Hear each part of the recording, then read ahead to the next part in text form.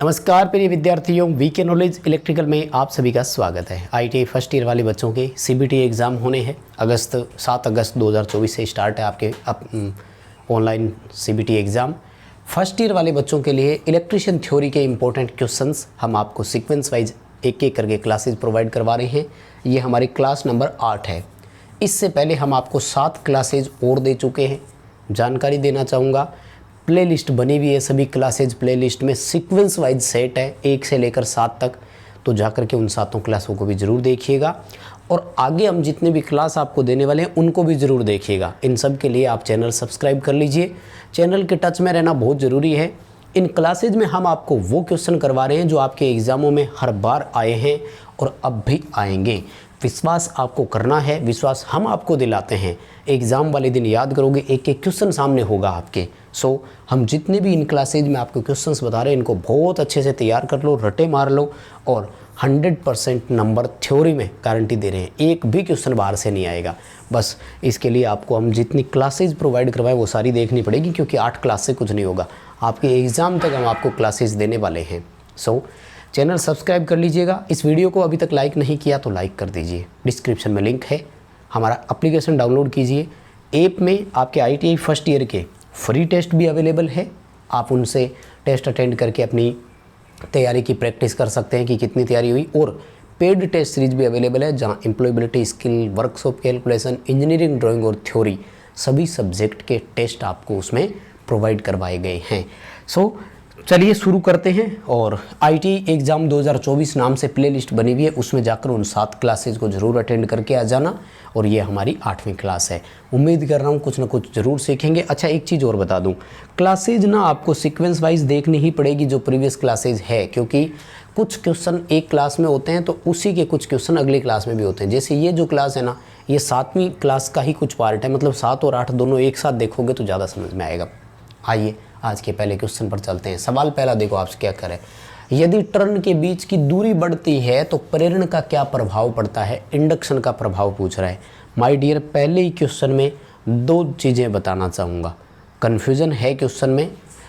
पहले तो आपको आंसर बताऊँ, क्योंकि आपके सीबीटी एग्ज़ाम में जो एज पर निमी होता है, इसलिए निमी बुक में जो दिया जाता है ना, जनरली उसी को सही मानते हैं। तो वो ये कहता है दूरी बढ़ती है तो प्रेरण बढ़ता है, जबकि ये क्वेश्चन वास्तव में उल्टा है। वास्तविक रूप ये है, प्रैक्टिकल ये है कि अगर टर्न के बीच में दूरी, किसकी बात कर रहा है वो ये कह रहा है कि एक कॉइल में आपने टर्न लगाए हैं यूँ क्लोज ऐसे, और एक में आपने टर्न लगाए हैं यूँ दूर दूर। मतलब टर्न दोनों में 10-10 थे, संख्या समान थी, लेकिन एक ने पास पास लगाए, एक में दूर दूर लगाए। टर्न के बीच अगर गैप बढ़ता है ना तो इंडक्टेंस घटता है। तो वास्तविक आंसर तो इसका देखो ये है बी, ठीक है ना। लेकिन आपके असाइनमेंट के अनुसार ये दिया हुआ है, तो फिर आपको निम्न ऑप्शन के साथ ही जाना होगा, ठीक है ना। तो आप ऑप्शन अपने हिसाब से देखो चूज करना। आप भाई एक्चुअल में देखो, अगर आप बी करोगे, हकीकत तो देखो बी है, लेकिन हो सकता है कि वो नंबर काट लें, तो ये कन्फ्यूजन वाले भी है। अब आपको निम्न असाइनमेंट के हिसाब से जाना है तो ए ऑप्शन ही करना, ठीक है ना। बाकी इसका ऑप्शन एक्चुअल में बी सही रहेगा। खैर कोई बात नहीं, कंपटीशन एग्ज़ाम में अगर कभी आया तो ऑब्जेक्शन ज़रूर कर देंगे, ठीक है। आ जाइए अगले सवाल पर। देखो क्या पूछ रहा है, संधारित्र में धारिता का मान किस कारक के द्वारा निर्धारित हो रहा है। ये क्वेश्चन तो पिछली क्लास में भी आया था, क्लास नंबर 7 पर, जहाँ मैंने आपके साथ खूब चर्चाएँ की थी कि एक कैपेसिटर की कैपेसिटी 4 कारकों से ज़्यादातर प्रभावित होती है। ड्यूरिंग कंस्ट्रक्शन, निर्माण के दौरान की बात कर रहे हैं, कैपेसिटर बनने के बाद नहीं। बनने के बाद तो बहुत सारे कारकों से प्रभावित हो सकता है। निर्माण के दौरान सबसे पहला होता है प्लेटों की संख्या पर निर्भर करेगा। पैरेलल प्लेट कैपेसिटर कहलाते हैं। जितनी पैरेलल प्लेटों की संख्या ज़्यादा होती है उतनी कैपेसिटेंस ज़्यादा होता है। एक माइनस कर देना है बस। वो किस लिए, एक होता है इसमें डाइलेक्ट्रिक, पेरा विद्युत होता है, हमें चालक प्लेटों की संख्या रखनी होती है। दूसरा है उन प्लेटों का क्रॉस सेक्शन एरिया, यानी क्षेत्रफल कितना है। तीसरा है डाइलेक्ट्रिक कांस्टेंट, पेरा विद्युत नियतांक कितना है, डाइलेक्ट्रिक मटेरियल जो यूज किया है उसका।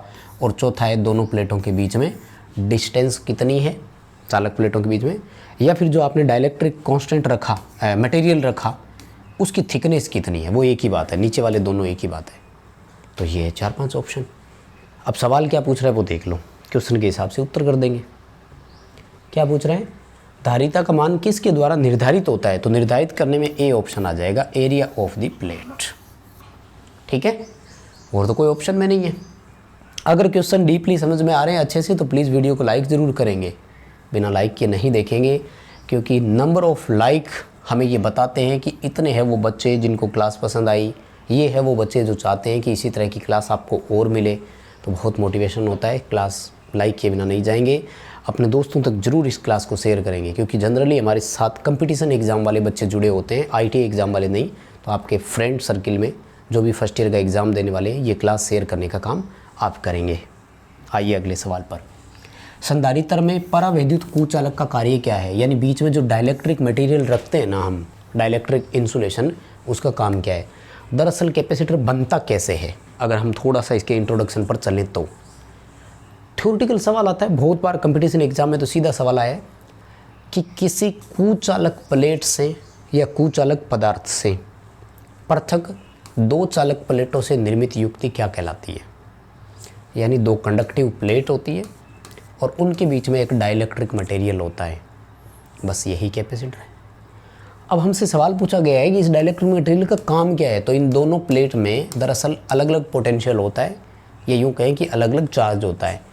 कैपेसिटर की एक प्लेट पॉजिटिव चार्ज और एक प्लेट नेगेटिव चार्ज होती है। अब आप पॉजिटिव नेगेटिव यानी प्लस और माइनस दोनों को एक साथ टच तो नहीं करा सकते ना, शॉर्ट सर्किट हो जाएगा। बस तो इस डाइलेक्ट्रिक का यही काम है, दोनों प्लेटों के बीच में ये सेपरेटर का काम करता है। जैसे हमारे लेड एसिड सेल में सेपरेटर होता है ना, पॉजिटिव नेगेटिव प्लेटों के बीच में, वैसे ही ये डाइलेक्ट्रिक है, इंसुलेटर है, ये सेपरेटर का काम करता है। दोनों प्लेट को सेपरेट रखेगा, मतलब दोनों प्लेट को पृथक करने का काम करेगा, अलग करने का काम करेगा, ताकि दोनों में कोई बीच में शॉर्ट सर्किट ना हो। ठीक है ना। प्लेटों के बीच धारा प्रवाह को रोकता है। अब देखो वैसे तो अगर देखा जाए ना तो इसके सारे ही ऑप्शन सही है, लेकिन पहला तो बी ऑप्शन है तो ज़्यादा इसके साथ ही जाएंगे। Prevent any current flow between plate, दोनों प्लेटों के बीच में चलने वाली किसी भी धारा को वो रोकने का प्रयास करेगा। हालांकि बात एक ही है, अगर दोनों प्लेटों के बीच धारा चलेगी तो शॉर्ट सर्किट से भी तो बचा रहा है ना। ये उत्तर भी सही था, protect from short circuit between both plates, ये भी सही है। और कहीं ना कहीं चार्ज जो होता है ना वो भी डाइलेक्ट्रिक में ही स्टोर होता है, तो चार्ज को होल्ड करने का काम भी है। देखो अगर मैं मान रहा हूँ इस क्वेश्चन को कि वास्तविक रूप में तो क्वेश्चन ये होता कि अगर ये पूछा जाता ना कि परावैद्युत कुचालक का कार्य नहीं है तो ज़्यादा बेटर ऑप्शन होता है ना। खैर प्लेटों की ताकत को भी तो यही बढ़ाता है, स्ट्रेंथ मजबूती मिलती नहीं है। ए ऑप्शन के अलावा बाकी सारे सही थे। अब आपके पेपर में सीधा सीधा एक क्वेश्चन आएगा CBT एग्ज़ाम में, आप क्या करके आओगे? बी उत्तर करके आना है, तभी नंबर मिलेगा। मोस्टली आपकी आंसर की में जो निम्मी देता है वो सही माना जाता है, तो वो निम्मी के आंसर को ही सही मानते हैं। आपको बी ऑप्शन के साथ जाना है। क्वेश्चन दोबारा पढ़ लो, आपको कोई चक्रों में नहीं पढ़ना है सही क्या है गलत क्या है। आपको ये ध्यान रखना है कि इसका दिया क्या है, जो आंसर दिया है ना आपको वही करके आना है, बस किसी चक्रों में ज़्यादा पढ़ना ही नहीं। अगला सवाल देखो, अनुचुंबकीय पदार्थ कौन सा है? अनु को इंग्लिश में पेरा बोलते हैं। पिछली क्लास में फुल चर्चा हुई थी, फेरो, पेरा और डाया। लो है अनु और प्रतिचुंबकीय। तो जो अनु मैग्नेट है हमारा, मतलब पेरा मैग्नेट जो है, इसमें एक तो आता है वायु, इसके अलावा अगर कुछ और देखना है तो वो आता है चांदी। चांदी के अलावा अगर और कोई ध्यान में रखना है तो वो आता है कॉपर। एल्यूमिनियम भी इसी में आएगा, सोडियम भी इसी में आता है, प्लेटिनम भी इसी में आता है। बहुत सारे नाम है, याद रख लेना जो भी हो। स्टील आपका फेरो में आएगा और कांच और जल जो है ये डायामैग्नेट में आएंगे। किस में आते हैं? डायामैग्नेट में, यानी प्रतिचुंबकन में। तो अभी दोबारा सुन लो, ये लोह चुंबकीय, प्रतिचुंबकीय, अनुचुंबकीय, इस टॉपिक में से एक क्वेश्चन 100% आएगा। आप फर्स्ट ईयर वाले बच्चे हो, अभी इतना कॉन्फिडेंस है नहीं, इतने टच में हो नहीं, इसलिए क्वेश्चन ध्यान में रखते हुए ऑप्शन करना पड़ेगा, कहीं गलत ना हो जाए। अनुचुंबकीय दे रखा है। दूसरी चीज़ कुछ है कि ध्यान में रखो, कांच और जल एक जैसी है, इसलिए ये तो मत करो। और अनुचुंबकीय के लिए अब वायु ही बचा है, क्योंकि स्टील ज़्यादा मैग्नेटाइज होता है, तो ये लोह चुंबक का है। तो थोड़ा क्वेश्चन को पढ़ो, उसके ऑप्शन को पढ़ो। ऑप्शन आपके ऐसे ही रहेंगे, जैसे ये क्वेश्चन आता है तो 4 ऑप्शन यही आएंगे, इसमें कोई नया ऑप्शन नहीं जुड़ेगा वो। हाँ, यहाँ पर जैसे हम आपको ए ऑप्शन में दिखा रहे हैं ना, आपके पेपर में हो सकता है कि वो सी ऑप्शन में हो, डी ऑप्शन में हो। ऑप्शन सफल कर जाएंगे, क्योंकि CBT एग्ज़ाम होता है ना, तो CBT एग्ज़ाम में क्या होता है कि ऑप्शन हमेशा सफल करते हैं। सफल का मतलब ऊपर नीचे होते हैं, क्वेश्चन भी सफल करते हैं। मतलब आपका पहला क्वेश्चन तो कोई ज़रूरी नहीं कि आपके दोस्त का पहला क्वेश्चन भी वही हो, ठीक है ना, हो सकता है उसका दूसरा क्वेश्चन जो है वो अलग हो। देखो अगला सवाल देखो, यदि संधारित्र में प्लेटों की दूरी कम हो जाती है तो धारिता के मान में क्या परिवर्तन होगा। इंग्लिश में एक लाइन याद रखो, कैपेसिटर की कैपेसिटी प्लेटों के बीच की जो डिस्टेंस होती है उसके इन्वर्सली प्रोपोर्शनल होती है। कैसी होती है? Inversely proportional. इन्वर्सली प्रोपोर्शनल को शुद्ध हिंदी में हम लोग व्युत्क्रमानुपाती बोलते हैं। क्या बोलते हैं माय डियर, क्या बोलते हैं मेरे प्यारे बच्चों? व्युत्क्रमानुपाती। व्युत्क्रमानुपाती का मतलब होता है उल्टा, मतलब अगर डिस्टेंस बढ़ती है तो कैपेसिटेंस घटती है, अपोजिट चलता है। सिंपल सवाल है, दूरी कम कर रहा है यानी डिस्टेंस कम हुई है तो फिर कैपेसिटेंस राइज हो जाएगा। ठीक बात है, क्या करोगे? डी उत्तर कर देंगे, इंक्रीज। कारण क्या है इसके पीछे? चालक प्लेटें पास पास आ गई, दोनों चालक प्लेटों के बीच में पास पास आने से जो चार्ज एक्यूमुलेशन होता है वो बढ़ जाता है। डी उत्तर करना, इंक्रीज। अगर दूरी कम हो रही है तो हो सकता है पेपर वाला उल्टा दे दे, थोड़ा ध्यान से पढ़ना है। मान लो दूरी कम की जगह दूरी बढ़ जाती है ये लिख दे तो फिर आपका डिक्रीज कर देते, है ना। एक क्वेश्चन के संभावित क्वेश्चन पर भी थोड़ा ध्यान रखना है, ऐसे आंख बंद करके क्वेश्चन नहीं करना।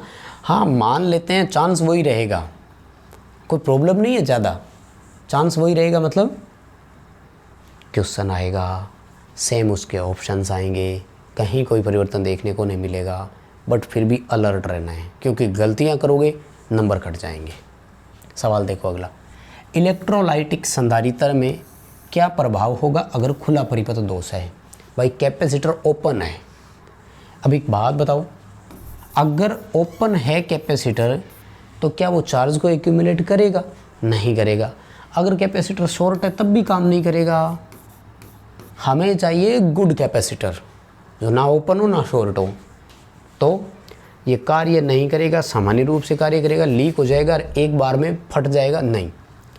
ए ऑप्शन के साथ जाना है आपको, इट विल नॉट फंक्शन, यह कार्य नहीं करेगा क्योंकि ओपन हो गया।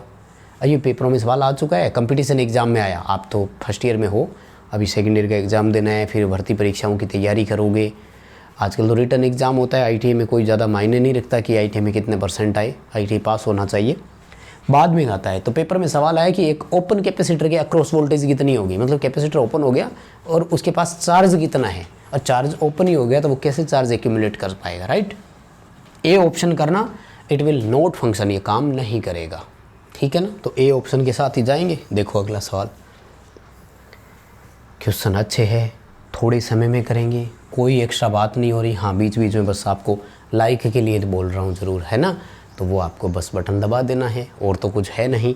हाँ डिस्क्रिप्शन में लिंक है, टेलीग्राम ज़रूर ज्वाइन कर लेना। हम टेलीग्राम पर है ना भर्तियों की अपडेट, छोटी छोटी कोई ज़रूरी जानकारियाँ होती है तो वो वहाँ पर देते हैं, इसलिए डिस्क्रिप्शन में लिंक है, टेलीग्राम ज़रूर आप ज्वाइन करो। सवाल देखो, परमेबिलिटी के परिवर्तित होने का कारण क्या है। दरअसल परमेबिलिटी को हिंदी में बोलते हैं चुंबकशीलता। चुंबकशीलता को म्यू से दर्शाते हैं और इसके लिए जो फॉर्मूला होता है वो होता है B/H। हम इसी से स्ट्रेसिस कर्व बनाते हैं, आपको याद हो तो इसे BH कर्व से ज्ञात किया जाता है। याद आ गया क्या? जो पिछली क्लास में हमने किया था कि H हम इधर बढ़ाएंगे तो B इधर बढ़ता है, लास्ट में सेचुरेशन होता है, फिर घटाया तो जीरो नहीं हुआ, अवशिष्ट चुंबकत्व आ गया, फिर निगरायिता बल लगाया, फिर इधर सेचुरेट हुआ, फिर इधर अवशिष्ट चुंबकत्व आ गया, फिर निगराई बल लगा, फिर सेचुरेट हो गया। याद आया? यानी चुंबकशीलता म्यू होती है और ये होती है वास्तव में किसी भी पदार्थ के मैग्नेटाइज होने की मेजरमेंट है। हम चुंबकशीलता परमेबिलिटी से ही ये डिसाइड करते हैं कि ये पदार्थ मैग्नेट के प्रति कितना कंडक्टिव है, कितना अच्छा मैग्नेटिक मटेरियल है, ये उसी से डिसाइड होता है। तो B और H से प्रभावित होती है ये दरअसल, ठीक है ना। तो अब सवाल में दोनों ही ऑप्शन दे दिए। वैसे तो H होता है अप्लाइड मैग्नेटिक फोर्स, चुंबकीय बल, हालांकि मैग्नेटिक फील्ड इंटेंसिटी भी इसे बोलते हैं, यानी चुंबकीय क्षेत्र तीव्रता भी बोलते हैं। तो वैसे तो दोनों ऑप्शन है यहाँ पर, बट मेन आपको B ऑप्शन के साथ ही जाना है, फ्लक्स घनत्व का मान। यानी अगर किसी पदार्थ का फ्लक्स डेंसिटी, फ्लक्स घनत्व वेरी करेगा तो उसकी परमेबिलिटी भी वेरी कर सकती है, ठीक है। क्वेश्चन पढ़ लो अच्छे से और उत्तर पढ़ लो। बी करके आना है फील्ड इंटेंसिटी नहीं करना, फलक से घनत्व करना है। म्यू बराबर बी अपॉन एच वाला। एच आरोपित चुंबकीय बल है। यहाँ पर आरोपित मतलब अप्लाइड मैग्नेटिक फोर्स, बाहरी फोर्स। जैसे इलेक्ट्रोमैग्नेट है तो इलेक्ट्रोमैग्नेट को अपन करंट दे रहे हैं ना बाहर से, वो अप्लाइड मैग्नेटिक फोर्स है, लगाया गया चुंबकीय बल है। ठीक है, आ जाओ अगले क्वेश्चन पर। कौन सी विद्युत मात्रा सीधे भंवर धारा के समानुपाती है? भंवर धारा को इंग्लिश में एडी करंट बोलते हैं। दरअसल ये क्वेश्चन अधूरा है, मैं आपको बता दूं। एडी करंट एक प्रकार का लॉस होता है। दरअसल थोड़ा आपको बैक ले चलूँ, मुझे नहीं पता कि आपने ITI कॉलेज में रेगुलर कितना पढ़ा होगा, इसलिए मैं थोड़ा डीप ले चलता हूँ। लोहे हानि के दो भाग होते हैं, एक को बोलते हैं एडी करंट हानि और दूसरी को बोलते हैं हिस्टेरेसिस हानि। बताओ याद आ रहा है क्या? थोड़ा बहुत पढ़ा हो तो, मेहनत अच्छे से की होगी, क्लास में गए थे रेगुलर। ठीक है, तो एडी करंट हानि जो है ना, ये फ्रीक्वेंसी के वर्ग के समानुपाती है, जबकि हिस्टेरेसिस हानि फ्रीक्वेंसी के सीधे समानुपाती होती है। अब यहाँ तो वैसे कोई ऑप्शन नहीं है, तो फ्रीक्वेंसी के साथ ही जाना। ठीक है ना, सी उत्तर करना। दोबारा बोलूँ, सिंपल सवाल, इनमें से किस कारक के एडी करंट सीधे समानुपाती है? तो वो फ्रीक्वेंसी के सीधे समानुपाती है। मतलब अगर फ्रीक्वेंसी बढ़ती है तो किसी भी मशीन में एडी करंट लॉस भी बढ़ता है। हालांकि बढ़ता तो वर्गानुपात में है। फॉर एग्जांपल, फ्रीक्वेंसी 2 गुनी होती है तो एडी करंट हानि 4 गुना होगी। कितनी बढ़ेगी? 4 टाइम्स बढ़ेगी। लेकिन अभी ज़रूरत नहीं है, खैर आपके तो पेपर में सीधे सवाल आएंगे। ये तो बहुत अच्छी चीज़ मानता हूँ मैं भाई, आपको एक तरीका मिल जाए कि देखो क्वेश्चन ऐसे आ सकते हैं और वो सीधे सीधे मिले तो कहीं प्रॉब्लम ही नहीं है। 100% नंबर लाओगे कि नहीं बताओ? क्लास देखकर ज़रूर बताना। भंवर धारा सीधे समानुपाती आ जाए, आपको फ्रीक्वेंसी करना है, आवर्ती करना है। उत्तर पढ़ लो, ABCD याद मत रखना। राइट, क्वेश्चन समझ में आ रहा है? देखो आपकी क्लास आपको कैसी लगती है, कितनी पसंद आती है, ये हम आपके लाइक और कमेंट से ही डिसाइड करते हैं। सो क्लास को लाइक किए बिना नहीं जाएंगे और हो सके तो कमेंट कर देना। सवाल देखो, पराचुंबकीय पदार्थ कौन सा है? परा को इंग्लिश में डाया बोलते हैं। 3-4 बार रिपीट हो गया ये, इसका मतलब एक क्वेश्चन तो डाया का आएगा पक्का। तो डाया में लकड़ी आएगा, कांच, सल्फर, बिस्मत, जल, एंटीमनी, ये सारे उसी में आते हैं। निकिल आपका फेरोमैग्नेट की श्रेणी में जाएगा। प्लेटिनम और मैग्नीज जो है आपके पैरामैग्नेट में जाएंगे। ठीक बात है, कोई समस्या नहीं है। किसी को ए ऑप्शन करना है, लकड़ी कर देना पराचुंबकीय डायामैग्नेट के लिए, उत्तर आपका सही हो जाएगा। सवाल देखो, पदार्थ का BH कर्व के आकार क्या दर्शाता है? यानी जो हिस्टेरेसिस लूप होता है। यार ये ना बड़ा अच्छा एक मैं कहूँ टॉपिक है। अगर ITI में क्लास की मैं बात करूँ तो एक पूरे दिन की ये क्लास है 4 घंटे की, जिस पर इस टॉपिक पर हम चर्चा करें। मैं शॉर्ट में बता रहा हूँ, आपको थोड़ा सुनना ध्यान से। हम पदार्थ को चुंबकित करते हैं, वो सैचुरेट हो जाता है। फिर हम आरोपित बल हटा लेते हैं तो वो मैग्नेटाइज जीरो नहीं होता, अवशिष्ट चुंबकत्व के कारण यहाँ तक आकर रुक जाता है। फिर हम आरोपित चुंबकीय बल की दिशा बदलते हैं तो वो निगराई बल लगाता है, एक कोवर्सिविटी बोलते हैं, अवशिष्ट चुंबकत्व को समाप्त करने के लिए। फिर विपरीत दिशा में चुंबकित होकर सैचुरेट होता है। फिर बल जीरो करते हैं तो नहीं होता, अवशिष्ट चुंबकत्व फिर रुक जाता है। फिर निगराहिता लगती है, फिर सैचुरेट होता है। ये चक्कर चलता रहता है। अब इस चक्कर को वो हिस्टेरेसिस लूप बोल रहा है, इतनी दूर को। हिस्टेरेसिस लूप ये बताएगा कि उस पदार्थ की रेटेंटिविटी कितनी है। रेटेंटिविटी का मतलब होता है धारण क्षमता, वो अपने अंदर पदार्थ में कितना अवशिष्ट चुंबकत्व रख सकेगा। उसी से डिसाइड होगा निगराई बल कितना लगेगा, उसी से डिसाइड होगा हिस्टेरेसिस हानि कितनी लगेगी, उसी से डिसाइड होगा कि चुंबकशीलता कितनी है, उसी से डिसाइड होगा कि ये इलेक्ट्रोमैग्नेट के लिए सही है कि परमानेंट मैग्नेट के लिए सही है। मतलब BH कर्व बड़ा इंपॉर्टेंट टॉपिक है, और अगर पढ़ाने की बात आए तो मैं तो कम से कम 4 घंटे लगते हैं इस टॉपिक को करवाते हैं तब। ठीक है ना, तो क्या उत्तर करोगे इसमें? पदार्थ की चुंबकीय विशेषताएं आएगा, सी ऑप्शन के साथ ही जाएंगे, फिर और कोई ऑप्शन नहीं है। Right, magnetic property of the material, पदार्थ की चुंबकीय गुण को वो दर्शाता है कि उसका चुंबकीय गुण कैसा है। नैरो होगा, चुंबकीय गुण कम है, बड़ा वाइड आयताकार आकृति में होगा, बहुत अच्छा होगा। जैसे वायु का BH कर्व है ना, हमेशा सीधी रेखा में होता है, ध्यान रखना। ठीक है, और हम सिलिकॉन स्टील लेते हैं, सिलिकॉन स्टील का सबसे पतला मानते हैं हम, ताकि हिस्टेरेसिस हानि कम हो। BH वक्र का लूप का क्षेत्रफल जितना कम होगा ना, हिस्टैरिसीस लॉस उतना ही कम होगा और वो पदार्थ उतना ही इलेक्ट्रोमैग्नेट के लिए बेटर होगा। और लूप का क्षेत्रफल जितना बड़ा होगा, हिस्टैरिसीस यानी उतनी ज़्यादा होगी, वो परमानेंट मैग्नेट के लिए उतना ही ज़्यादा अच्छा होगा। राइट, समझ में आया? कुछ नया सीखा? नया सीखा तो एक लाइक ठोक दो इसी बात पर। सवाल देखो, फ्लक्स घनत्व की SI इकाई क्या है? इंटरनेशनल सिस्टम पूछ रहा है वो आपसे, है ना। तो SI इकाई होती है टेस्ला, लेकिन दूसरी एक और इकाई होती है, वो ऑप्शन में नहीं है तो घबराना ही क्यों है। दूसरी इकाई होती है वेबर प्रति मीटर स्क्वायर या वेबर प्रति वर्ग मीटर। कंपटीशन एग्जाम में आपसे सवाल भी पूछा जा सकता है कि एक टेस्ला और एक वेबर प्रति वर्ग मीटर में क्या रिलेशन है, तो दोनों बराबर होते हैं, कोई फ़र्क नहीं है, तो फिर क्यों चक्रों में पड़ना। राइट, उत्तर क्या करोगे? टेस्ला। एक एक करके सारे बता देता हूँ। वेबर किसकी इकाई है? मैग्नेटिक फ्लक्स की, यानी चुंबकीय फ्लक्स की। वेबर प्रति मीटर वैसे तो नहीं है, लेकिन फिर भी चुंबकीय क्षेत्र की अगर इकाई बताओ तो बता देना, ये चलता है। और एम्पीयर टर्न किसकी है? ये तो पिछली क्लास में आपसे पूछा ही जा चुका है, MMF की है। MMF का पूरा नाम क्या है? मैग्नेटोमोटिव फोर्स, हिंदी में बोलते हैं चुंबक वाहक बल। ये किसके समान है? EMF के समान है विद्युत परिपथ में, है ना। ये फंडामेंटल है, क्लासेज पढ़ लो, काम बहुत आएगी। आज अगर अच्छे से पढ़ोगे तो 1.5-2 साल बाद में, ITI पास होने के बाद में भर्ती परीक्षाओं की तैयारी करोगे ना, तो ये बहुत काम आएंगी क्लासेज आपको, क्योंकि ये आपका बेस तैयार कर रही है। कंपटीशन एग्ज़ाम में ऐसे सवाल बहुत आएंगे। आओ अगले सवाल पर। कैपेसिटर से जुड़ा हुआ क्वेश्चन है। यदि ध्रुवित कैपेसिटर इलेक्ट्रोलाइटिक प्रकार का है और वो विपरीत ध्रुवता से जुड़ जाए तो क्या होगा? देखो, ध्रुवित कैपेसिटर का मतलब होता है, कैपेसिटर जो हमारा इस तरह से होता है ना, तो इसमें प्लस और माइनस फिक्स होते हैं। इंग्लिश में इसको बोलते हैं पोलराइज्ड कैपेसिटर, यानी इसकी पोलरिटी फिक्स है। पॉजिटिव से ही जुड़े और नेगेटिव से ही जुड़े।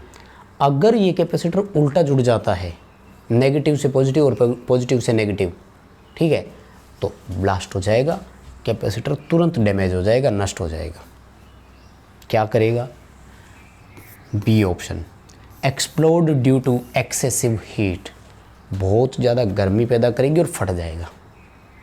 वेरी रिस्की, मैं कहूँगा बहुत हाईली रिस्क है इसमें। इसलिए पोलराइज्ड कैपेसिटर को जब भी जोड़ें, ये DC सर्किट में काम में लेते हैं। वैसे अपने AC वाले तो नॉन पोलराइज्ड होते हैं, तो नॉन पोलराइज में ज़्यादा फर्क पड़ता नहीं, मस्त रहो, अपने ज़्यादातर AC होता है। राइट, अगला सवाल, चुंबकीय क्षेत्र में रखी गई आसपास की धातु पर क्या प्रभाव पड़ता है? याद रखना, मैग्नेटिक सर्किट के या मैग्नेटिक सर्किट के जब भी संपर्क में कोई मैग्नेटिक मटेरियल आता है तो वो खुद भी मैग्नेटाइज हो जाता है, और इस प्रभाव को बोलते हैं इंडक्शन इफेक्ट। शुद्ध हिंदी में प्रेरण बोलते हैं। चुंबकीय क्षेत्र में रखी गई वस्तु भी चुंबकित हो जाती है, इसे प्रेरण कहा जाता है। और प्रेरण के लिए सबसे ज़्यादा उत्तरदायी कारक को माना गया है एडी करंट। भंवर धारा यानी एडी करंट वो इफेक्ट है या वो है कारक जो सबसे ज़्यादा किसी सर्किट में इंडक्शन को प्रभावित करता है। ठीक है, तो इस क्वेश्चन के ऑप्शन के अनुसार आपको सी उत्तर के साथ जाना होगा। ठीक है ना, अच्छा है क्वेश्चन, वैसे ध्यान में रख लीजिएगा। सवाल देखो अगला, फ्लक्स घनत्व हमेशा चुंबकीय बल से पीछे रह जाता है, इसकी परिभाषा कौन देता है? माय डियर, बी एच से हमेशा लेगिंग होता है। ये तो कंपटीशन एग्जाम के लेवल का क्वेश्चन है। कौन कौन कंपटीशन वाला देख रहा है बताना जरूर है ना, कमेंट करके, साथ में पता भी तो लगे कि यहाँ तक कौन क्लास को देख रहा है। 25-25 मिनट का टाइम किसके पास होता है, पढ़ते तो हो ही ढंग से कि पूरा एक एक देखा जाए।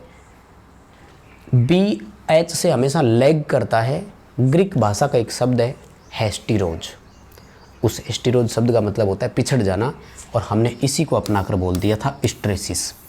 तो BH लूप या BH कर्व को स्ट्रेसिस कर्व अपन इसीलिए बोलते हैं। ठीक है ना।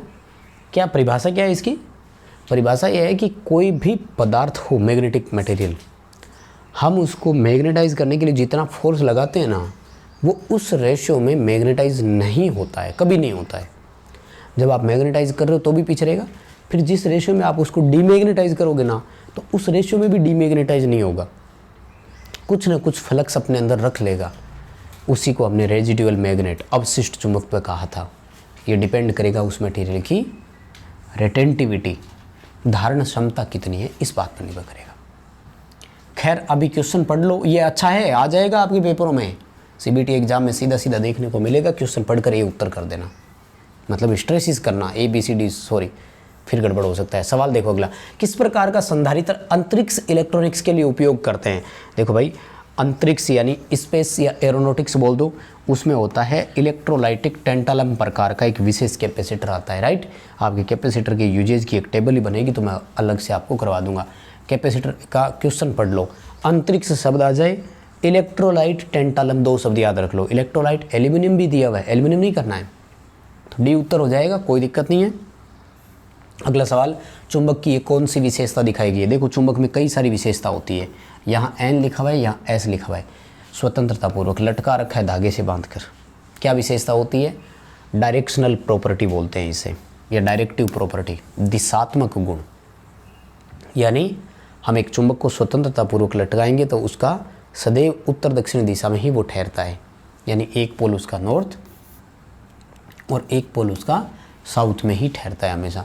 प्रेरण विशेषता क्या होती है, आसपास के धातु को भी चुंबकित कर देना। सेचुरेशन प्रॉपर्टी क्या होती है, बाहरी बल लगाने पर भी पदार्थ चुंबकित नहीं होगा या चुंबकीय गुणों में वृद्धि नहीं होगी। और पोल एग्जिस्टिंग, मतलब एक चुंबक के आपने 2 टुकड़े कर दिए, एक छोटा और एक बड़ा, दोनों में 2-2 चुंबक होंगे, 2-2 पोल होंगे, NS।